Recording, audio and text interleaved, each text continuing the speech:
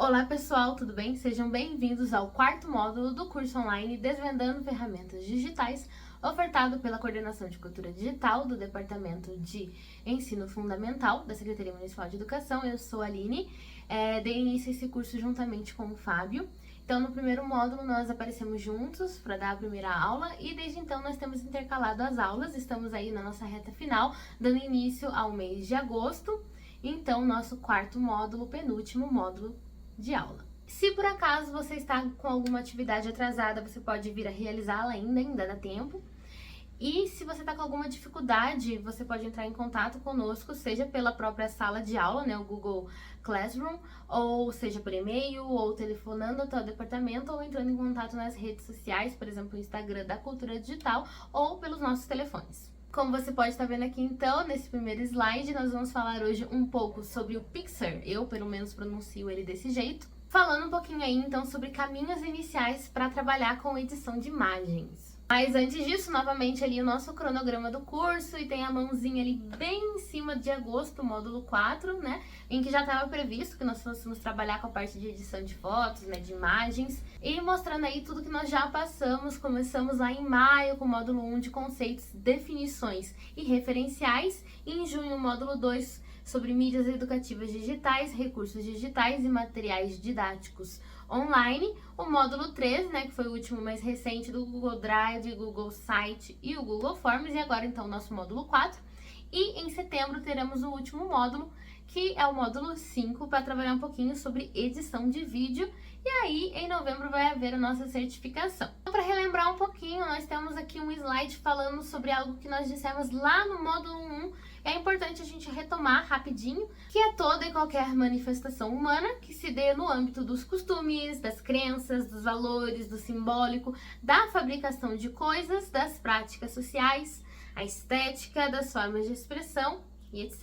Uma citação ali do Veiga Neto, professor da URGS, Universidade Federal do Rio Grande do Sul, do programa de pós-graduação em educação. Consequentemente, cultura digital é o quê? Então é a cultura marcada pela tecnologia digital, pela digitalização da informação, que acaba por fazer uma série de consequências, modificações na forma como nós lidamos, com a forma como nós produzimos, como nós consumimos, graças nessas alterações da difusão de informação, a partir da digitalização dessa informação. Adiante, nós vamos trazer aqui um conceito bem legal sobre os estudos culturais, que nada mais é do que um espaço ou uma linha de pensamento ali que tenta ir contra um pensamento mais elitista que tinha a visão de que a cultura era única e universal e que apenas a cultura das elites era importante ou era válida. Então é uma noção de que não existe apenas uma cultura, mas sim várias culturas. Cada estudante vem de um ambiente, então traz consigo práticas diferentes. Uma escola não é igual a outra, então a gente tem esse olhar de que existem culturas diferentes e que tanto uma quanto a outra são importantes e são válidas, não tem uma cultura única e universal. Então, como diz ali na citação, eu sempre gosto de ler para vocês como nós trouxemos aqui, né? Desde o seu surgimento, os estudos culturais, eles configuram espaços alternativos de atuação para fazer frente às tradições elitistas que persistem exaltando uma distinção hierárquica entre alta cultura e a cultura de massa, entre cultura da burguesia e a cultura operária, entre a cultura erudita e a cultura popular. No que se refere, então, ali ao papel do professor e da professora, de acordo com o Giroux, as novas formas de conceber a escola, os conhecimentos e também o currículo desafiam-nos a ultrapassar a noção de transmissores de informação. Sobretudo, seríamos produtores culturais e nossas práticas pedagógicas deveriam privilegiar a organização de experiências através das quais os estudantes pudessem vislumbrar o caráter socialmente construído de seus conhecimentos e experiências no mundo extremamente cambiante de representações e valores. Podemos ver o conhecimento e o currículo como campos culturais, como campos sujeitos à disputa e à interpretação, nos quais os diferentes grupos tentam estabelecer sua hegemonia. Sendo construída culturalmente, o currículo reflete o resultado de um embate de forças, de saberes, práticas que investem na produção de tipos particulares de sujeitos e de identidades sociais. Então, aí a importância, né, dos estudos culturais, dessa centralidade na questão da cultura que Hall, né, Stuart Hall também traz.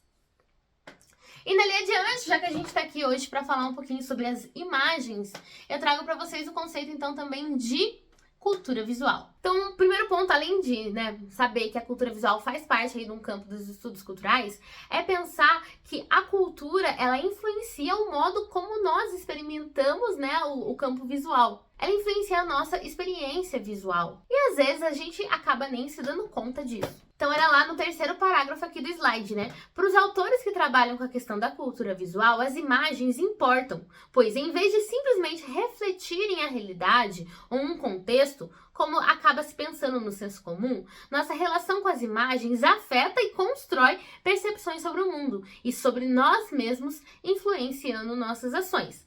Para Mitchell, 2002, discutir cultura visual inclui necessariamente, portanto, além de imagens, tudo aquilo que vemos, olhamos, mostramos e exibimos, assim como o que acabamos por esconder, dissimular e nos recusar a ver.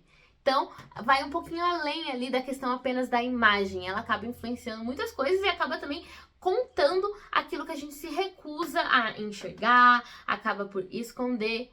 Para o autor ainda, trabalhar com a expressão cultura visual não indica que esteja qualificando alguma cultura como mais visual do que tátil, ou mais visual do que uma cultura mais auditiva, ou mais visual do que uma cultura mais verbal. Então ali ele vai fazer parte de um grupo de autores que, segundo Knaus, considera que a cultura visual serve para pensar diferentes experiências visuais ao longo da história em diversos tempos e em diversas sociedades. E vamos falar um pouquinho então sobre o Pixar. O Pixar, ele é um conjunto baseado em nuvem de ferramentas e utilitários de edição de imagem, como vocês podem estar vendo ali no slide, incluindo vários editores de fotos e um serviço de compartilhamento de fotos também. Ela é uma suíte, uma interface ali simples e também avançada para edição de fotos. Possui 3 planos de assinatura, incluindo o Free, que é o gratuito, que é esse que a gente vai utilizar, a não ser que você queira pagar, e tem a versão Premium e a Creative Pack. Então, quando você quiser acessar o Pixar, ele é online. Então, você pode digitar ali no Google Pixar, com essas letrinhas ali, o P, o I, o X, o L e o R, e tá acessando o primeiro link que aparecer. E quando você entrar, é desse jeito que vai aparecer a tela. Você vai ter acesso ao site, que vai dar a opção de você fazer login. Eu utilizo ele sem fazer login nenhum, até porque eu faço uso da versão gratuita, então pra mim não há a necessidade. Eu entro no momento que eu quero fazer uma edição de foto, fazer uma montagem, e assim que eu termino, eu já salvo a foto no meu computador e não preciso do projeto, não preciso de nada além disso, então eu não faço login. Quando você entra, vai aparecer ali então, editor de fotos, animação e design, e logo do lado você vai ter 2 opções do Pixar, porque ele tem 2 versões. Se você clicar ali em More Free Tools, que tem embaixo dessas 2 versões, você vai ter acesso a mais, mas nesse vídeo a gente vai falar apenas dessas 2 que aparecem na primeira página que você entra quando você entra no aplicativo, então esse daqui já é o suficiente. Nós temos o Pixar X e o Pixar E, que é assim que eu vou chamar. O Pixar X está escrito ali, design gráfico rápido e fácil, e o Pixar E, edição de fotos avançados. Então, se você clicasse naquele More Tools lá, iriam aparecer mais essas 5 opções ali, além do E e do X, o P de Photomask, o BG de Remove BG e o B de Batch Editor. Esse slide explicando um pouquinho sobre o que é, esses dois, qual que é a diferença do Pixar X pro Pixar E. Então, olhando ali o Pixar X, onde dizia design gráfico rápido e fácil, inicia um projeto de design, quando você clica nele, você vai para o editor de fotos e design de modelo. Quando você clica no Pixar E, editor de fotos avançado, que está ali à direita, você vai para o editor de fotos e criador de design, mostrando um print da primeira interface ali, da página inicial do Pixar X. Assim que você entra, é desse jeito que ele vai aparecer, com a opção para você clicar em imagem aberta, ou iniciar um design, criar um novo design, e com opções na lateral do início, do editor, histórico, alguns modelos prontos de colagem simples para TikTok, para Instagram, para YouTube, para Facebook, Pinterest, Twitter, LinkedIn. Então tem várias opções já de modelos pré-diagramados, vamos dizer, porque cada um dessas redes sociais, por exemplo, ela exige um dimensionamento diferente para cada imagem. Um exemplo, um tablet. E tô acessando aqui o Pixar, que vai estar aparecendo aí para vocês na tela, Então, cliquei no primeiro link e exatamente como eu mostrei aqui nos prints dos slides, tem ali o Pixar X e o Pixar E. Falei que ia começar pelo Pixar X, então cliquei ali em iniciar um projeto de design. E aí apareceu aquilo que eu já tinha contado pra vocês, né? Apareceu um breve comercialzinho, fechei sem problema nenhum, né? Um pop-up, fechei, tá tudo certo. Ali na lateral eu tenho vários... tô deslizando ali, você consegue ver que, olha, além do que eu disse, né? Tem ali também de tweet, de podcast, enfim. Eu não vou entrar nesses designs aqui prontos, eu vou clicar em iniciar o design. Eu tô aqui com o meu tablet, não é a primeira vez que eu acessei o Pixar no tablet. Se for a primeira vez que você estiver acessando e estiver usando o tablet ou qualquer outro lugar, talvez ele peça algumas permissões. Eu geralmente habilito durante o uso do app, tá? No meu caso aqui acabou não pedindo porque eu já acessei antes. Então, quando você entra, você tem acesso à barra lateral, né, de comandos, e na parte esquerda. E na parte direita, nós temos uma parte escrita ali, camadas. Você tem um retângulozinho com mais e alguns outros retângulos. Eles estão com esses quadriculados que você está observando aí, que significa que é uma imagem sem fundo, uma imagem PNG. Sabe aquelas imagens que você salva que às vezes não tem o fundo branco, igual as outras fotos têm corriqueiramente? Então, é por isso que ele tá desse jeito. E ali tem essas opções de camadas, porque você consegue estar trabalhando com camadas diferentes. Então você pode colocar uma imagem numa camada, criar ali uma outra camada com uma outra imagem. Vocês já vão observar um pouco melhor, conforme a gente for testando, o que cada um desses significa, quais são as possibilidades. E aí, pra gente criar, né, ou tá importando uma imagem, o que é importar uma imagem? É pegar a imagem que tá salva ali no seu celular, computador, notebook, tablet, pra dentro aqui da interface do Pixar, pra gente editar. Então eu vou clicar ali, logo embaixo de onde tá escrito camadas, ali à esquerda, no maisinho. Quando eu clico ali, aparecem essas opções pra mim. Texto, quadro, imagem, forma. Eu vou clicar em imagem, porque é isso que eu quero estar trazendo aqui pro meu Pixar, pra minha edição. Então cliquei em imagem. Ele me deu algumas opções, eu não quero tirar nenhuma foto agora, quero já puxar uma foto que eu já tenho antes aqui, então vou clicar em arquivo. Assim que eu clico em arquivo, eu tenho acesso a tudo que tá salvo no meu dispositivo. Vou escolher um print qualquer aqui, escolher um print do jogo do Scratch. E aí a imagem veio e ela é um pouco maior do que a definição que eu tinha escolhido, né?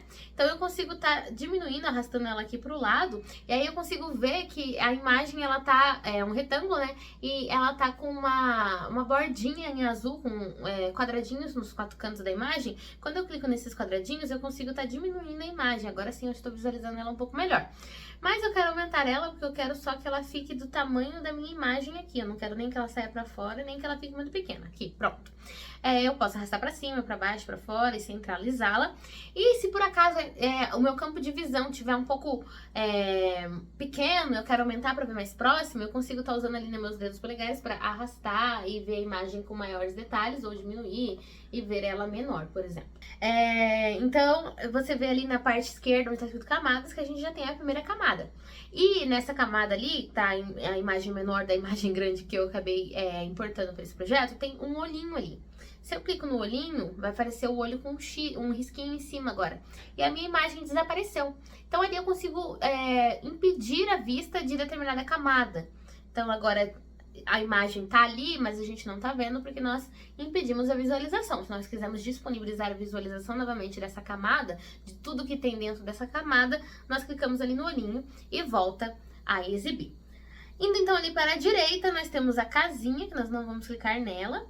Nós temos um quadradinho com uma seta, que ali você consegue fazer ações rápidas. Então você consegue clicar ali já para ter acesso ao quadrado, a texto, a formas. Logo embaixo ali nós temos efeito de animação. Geralmente você pode estar utilizando isso se você for fazer edição de vídeo, mas também se você quiser fazer alguma animação, isso é possível também. Então, por exemplo, eu vou colocar aqui agora para vocês o fade e vou dar um play. Olha o que acontece. Antes de começar a imagem, começa escurinha e clareia. Aproveito para dizer que você está vendo que tem alguns efeitos que tem uma coroazinha em cima. Quando tem uma coroazinha em cima, significa que é pago. E se por acaso você esbarrar em uma coisa paga, vai abrir essas opções aqui que tá aparecendo para mim. Se você quiser tá pagando alguma versão, né, do aplicativo, tem ali o Plus, o Avançado, o de equipe, e é em dólar. Então, cliquei ali no Tumble, vou dar o play, olha só que diferente. Vou clicar no Rise, vem de um jeito diferente. Então, mas eu vou clicar em None novamente, que significa que eu não quero mais efeito. Não quero efeito. Vamos testar ali o próximo, embaixo desse raiozinho ali nós temos o Smart Resize, que a gente consegue clicar para fazer essa alteração do formato, do tamanho de imagem, depois que você já puxou a foto para dentro do projeto, porque a gente fez essa escolha lá quando nós estávamos abrindo o projeto, até que eu escolhi, né, a versão de 1800 por 1200, né? Quando eu clico em fundo, eu consigo fazer a alteração da minha cor. Vocês viram que estava num fundo transparente, né, com aqueles quadradinhos, que significa fundo transparente PNG. Agora eu fui clicando, ó, eu consigo colocar o fundo branco, cliquei ali em aplicar, ó, vou diminuir a minha imagem, e agora eu não tô mais com fundo transparente, eu tô com fundo branco, mas, olha, se eu quiser tirar, eu consigo tirar clicando ali naquele primeiro que tem um risquinho, quer dizer que ele é sem fundo. Indo ali adiante, nós temos o adicionar título, e aí você consegue adicionar um título qualquer, igual eu cliquei ali, você consegue mudar a fonte, preencher, mexer com opacidade, e ali você consegue escrever no texto o que você quiser, por exemplo, cultura digital, a fonte tava com branco, tá difícil de enxergar, a gente quer um roxinho bonitinho, e tá ali o cultura digital, que eu consigo arrastar para todo canto. Mas eu também vou clicar aqui no lixo para jogar fora. No texto ali também eu consigo estar colocando designs já realizados. Tá carregando ali, loading. E aqui veio para mim, eu consigo puxar de um lado pro outro. Esse aqui já é uma letra pronta. E aí você consegue estar fazendo alteração de algumas partes, puxar uma parte para um lado, outra parte para o outro. Não que isso seja muito utilizável, mas se você quiser fazer dependendo do que você está testando, é possível. Eu vou deletar tudo isso aqui também. Para deletar, eu tô clicando ali na lixeirinha, que aparece na parte esquerda, pra mim, ali no cantinho. Tô clicando lá e deletei até minha própria imagem. Fiz algo que eu não queria, como que acabou de acontecer. O que eu faço para voltar o que eu fiz? Clico ali em desfazer. Cliquei em desfazer, volta o que eu tinha feito errado. Aí eu tenho outras opções, como por exemplo o de cortar, então eu consigo tá cortando uma parte da minha imagem. Aí cortei demais, clica lá em desfazer. Adiante ali na tesourinha, você pode selecionar uma camada e aí fazer cortes diferentes. Você tem formas para fazer o corte, você consegue estar selecionando uma parte e deletando, igual eu fiz aqui uns contornos bem estranhos e tô deletando umas partes do texto. Isso aqui também é possível com esse laço, né, que existe ali. Vou desfazer porque não era isso que eu queria. Quero tentar ali com o pincel, então aqui ó, fazendo um risco. Por onde eu vou fazendo esse risco, ele vai cortando, né, deletando a imagem que tava ali. Então vou voltar aqui também porque não era isso que eu queria. Consigo usar essa ferramenta aqui da varinha aqui para colocar, que ele seleciona várias partes da imagem de uma única vez. Vou clicar para desfazer e aí ele vai fazendo o quê? Ele vai cortando. De que forma? Ele vai deletando, né? Tirando da imagem determinadas partes dela. E ali, né, nos quadradinhos ali, você pode escolher, por exemplo, um coração. E aí você cria o coração ali no meio da tua imagem e no formato que você escolheu acontece o corte. Tudo que tá dentro da figura permanece, o que tá fora acaba saindo. Vou desfazer. Adiante ali nós temos o ajuste, que é uma parte bem interessante também, que você consegue estar fazendo ajuste de cor. Primeiro lá no alto nós temos o de PB, por exemplo, que eu consigo deixar a imagem toda preta e branca. Nós temos o alto para deixar com alto fixo, nós temos o pop para deixar muito com sol, mas a gente pode sempre voltar atrás clicando em cima novamente. Quando você mexe específico ali naquelas barras de ajustes, que você pode ir para frente e para trás, chegando até o 100% ou menos 100 ali, então temos a vibração, como eu posso puxar lá pro 100, como eu posso diminuir lá pro menos 100. Então a cor, né, fica bem mais opaca, a saturação a mesma coisa, eu puxo lá pra frente, fica bem vibrante, vamos dizer assim, eu puxo lá pra baixo, vira quase um PB na saturação. Temperatura, a mesma coisa, eu puxo pra frente, fica um amarelo mais quente, né, uma cor mais quente. Temperatura, eu puxo pra baixo, fica uma cor mais fria, mais azul, né, ali. Mesma coisa vai acontecer com os outros, vamos para um outro tópico, luz. Nós conseguimos deixar a imagem com muito mais brilho e a imagem com menos brilho, né, escura ali, aumentando a exposição de luz também, aumentando o contraste, aumentando os tons de preto, diminuindo os tons de preto, aumentando os tons de branco, diminuindo os tons de branco. Enfim, vamos ali para os detalhes, nós conseguimos dar maior clareza, diminuir a clareza, nós conseguimos mexer no borrão e deixar a imagem quase sem conseguir enxergar, e aí diminuir o borrão e deixar ela, né, melhor. A granulação ele também deixa a imagem com pontilhados, né, com aqueles pontinhos, né, com essa granulado, né, meio falseando ali. É uma tecnologia um pouco mais antiga, bem recente nas redes sociais, tem se tornado uma tendência estética, né, postar fotos com essas granulações de imagem. Indo ali adiante, então, nós temos alguns efeitos já programados, e aí você consegue deixar eles, por exemplo, com essas opções de vintage, então eu consigo já deixar efeitos pré-setados antes, não quero nenhum desses, vou escolher ali um outro efeito. Vou adiante, nós temos o liquefazer.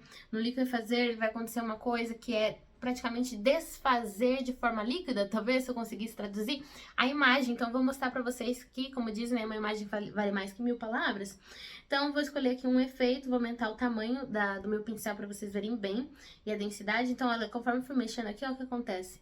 Vai distorcendo toda a imagem, parece realmente que tá uma água ali passando, fica todo meio ondulado a imagem. Então, eu posso também mudar para esse outro ângulo, e daí ele vai, ó, alterando toda a proporção da imagem de acordo com a ferramenta dentro do liquefazer que eu escolho. Indo ali adiante, nós temos o retocar. O retocar também, você consegue estar fazendo alterações. Ali do lado do ferramentas, ainda no retocar, nós temos um que parece um carimbo. Você clica ali, e aí, vou aumentar aqui, ó, você consegue estar duplicando as figuras conforme você for passando, ó. Eu fiquei aqui, ó, com 2 barras de comando, 2 scratch. Dependendo do que você quer fazer, é útil, mas geralmente não é uma barra de ferramenta ali que você utiliza muito. E por último ali nós temos, então, o pincel. Só tem que tomar cuidado na hora que você for fazer um desenho por cima da imagem, porque pode acontecer o seguinte, ó. Fiz aqui um desenho, quero apagar, cliquei na borracha, e aí quando eu apaguei, tá ficando preto. Mas não quer dizer que a borracha tá errada, que eu tenho que clarear. Quer dizer simplesmente que você usou o lápis, né, de escrever, eu escrevi ali em rosa, por cima da imagem. E aí, quando eu tô apagando tudo, porque a borracha serve pra camada inteira. E eu fiz o meu rabisco ali em rosa por cima da imagem, na mesma camada. Então, os dois estão juntos, tanto o rabisco rosa como eu fiz, quanto a imagem, olha ali no lado, só tem uma camada que eu utilizei. Então, quando eu usei a borracha, eu apaguei tanto o meu rabisco, quanto a imagem de fundo. E aí não tá ficando preto, tá simplesmente desaparecendo o meu rabisco em rosa e a imagem do fundo, deixando o fundo transparente que eu tinha deixado ali. E o fundo transparente aqui nesse site, ele fica desse jeito. Então, o que eu faço para que isso não aconteça? Escrevi errado, quero usar borracha. Deixa eu desfazer aqui tudo. Eu preciso fazer a minha escrita numa camada diferente. Então, ali do lado esquerdo, onde tem camadas, eu clico ali na segunda camada, por exemplo, ou crio uma camada diferente, ali uma camada para texto, por exemplo. E aí, quando eu conseguir escrever e apagar, não vai ficar desse jeito. Eu quis mostrar pra vocês, na prática, um pouquinho dessas ferramentas. Se eu quisesse fazer uma montagem, vou dar essa dica porque vai ter uma atividade assim. Eu quero fazer uma montagem com pelo menos 3 imagens. Eu vou clicar ali na camada, vou clicar em imagem novamente, vou escolher lá dos meus arquivos, ou clicar para tirar uma foto agora, né, tanto faz, eu não quero tirar foto agora, então eu vou escolher uma que já tá ali. Peguei uma foto de quando nós fomos fazer uma visita na escola. E aí, ó, opa, eu vou diminuir esse aqui, olha lá minha outra imagem de fundo ali, né? Então, eu consigo estar mexendo, enquadrando, fazendo essas alterações. E, por exemplo, quero colocar mais uma imagem, vai lá de novo, importar, arquivo, vou escolher uma outra foto aqui, essa foto dos notebooks na gravação. Vou puxar aqui pro canto, vou diminuir, não deu pra diminuir, vamos tentar diminuir de novo. Aqui. Essa aqui eu vou puxar pra cá. E aí você consegue fazer a montagem ali do jeito que você quer e colocando os efeitos por cima, se assim for necessário e se assim você quiser. Então agora eu vou explicar pra vocês um pouquinho de como vai ser essa atividade. vai estar disponível lá na parte de atividades do Google Classroom. Vai estar seguindo a mesma linha das outras, vai ser através do formulário, né, do Forms. Então, você vai clicar no Forms e vai preencher o que se pede, vai ter uma perguntinha só e 2 atividades ali para você fazer. A primeira atividade é para você postar uma imagem utilizando o efeito, né, o ajuste ali de granulação. Lembra aqui que eu comentei nesse vídeo que tava até virando uma estética, uma modinha, né, nas redes sociais de postar uma foto com esse granulado. Então, você pode escolher qualquer foto, seja um print, uma foto sua, uma foto de uma paisagem, uma foto aleatória que você salvar no Google, sem problema nenhum quanto à foto, né? Você só precisa mostrar, né, a utilização do efeito através do programa, então você joga aí no Pixar X. Na segunda foto, você vai enviar uma foto que vai ser uma montagem, como que eu acabei de fazer. Pelo menos 3 imagens, fazer esses ajustes ali que eles caibam dentro na única foto, utilizando ali o programa, tá bom? E deixando essa montagem em preto e branco. É isso, depois disso você vai ter realizado a sua atividade do módulo 4, bem tranquila. Se tiver alguma dúvida, entre em contato. Até o nosso próximo vídeo, né, que vai ser a nossa última videoaula e a nossa última atividade.